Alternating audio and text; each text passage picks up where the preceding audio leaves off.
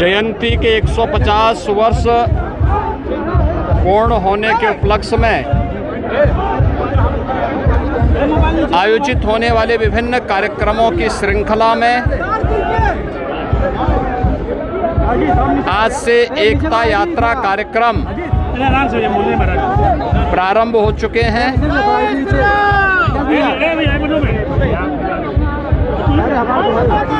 हम सब जानते हैं कि 31 अक्टूबर राष्ट्रीय स्तर पर लौह पुरुष सरदार वल्लभ भाई पटेल की जयंती का आयोजन हो सके। श्रद्धेय अटल बिहारी वाजपेयी जी जब प्रधानमंत्री थे, उन्होंने इस कार्य को आगे बढ़ाया था।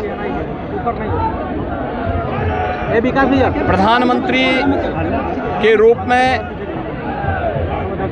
जब आदरणीय मोदी जी आए तो उन्होंने 31 अक्टूबर की तिथि को राष्ट्रीय एकता दिवस के रूप में मनाने का निर्णय लिया।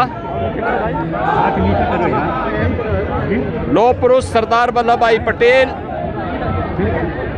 जो भारत की अखंडता के शिल्पी हैं, उनके प्रति कृतज्ञता ज्ञापित करते हुए मोदी जी ने सरदार सरोवर पर नर्मदा नदी के तट पर गुजरात के केवड़िया में पूरे देश भर के अन्नदाता किसानों और श्रमिकों से एकत्र किया गया लोहा और प्रत्येक गांव की मिट्टी को एकत्र करवा करके लौह पुरुष सरदार वल्लभ भाई पटेल की दुनिया की सबसे बड़ी प्रतिमा को स्थापित करने का कार्य वहां पर किया। आज वह दुनिया का टूरिज्म का एक बेहतरीन केंद्र के रूप में स्थापित हुआ है।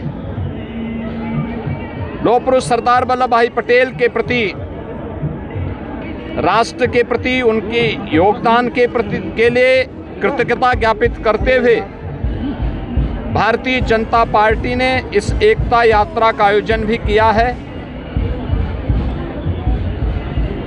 उनके जन्मदिन के अवसर पर प्रत्येक जनपद में राष्ट्रीय एकता दौड़ रन फॉर यूनिटी के बारे के कार्यक्रम संपन्न हुए थे।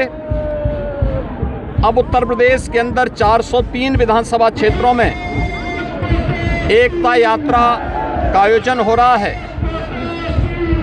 आज गोरखपुर नगर में 10 किलोमीटर की एकता यात्रा का मैंने शुभारंभ किया है।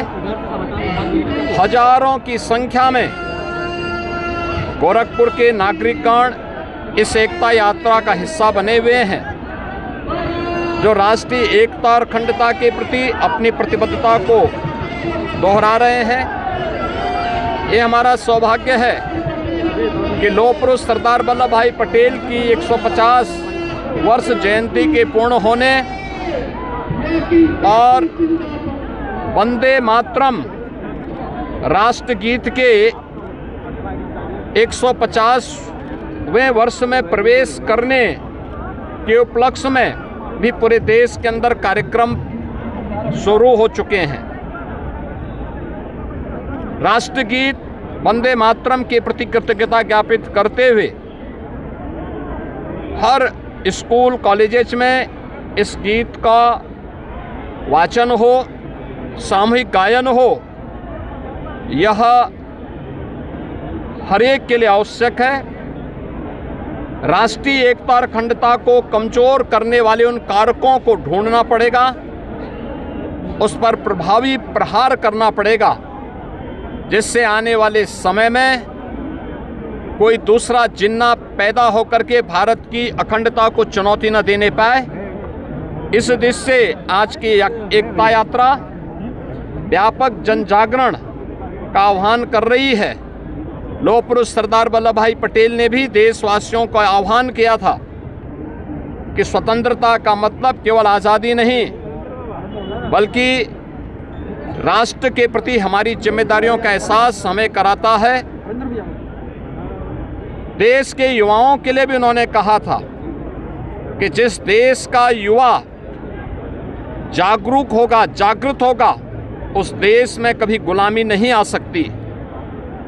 हमें इन दोनों बातों को ध्यान में रख कर के सदैव आगे बढ़ना होगा। ये राष्ट्रीय एकता इसी बात को आगे बढ़ाने का कार्य कर रही है।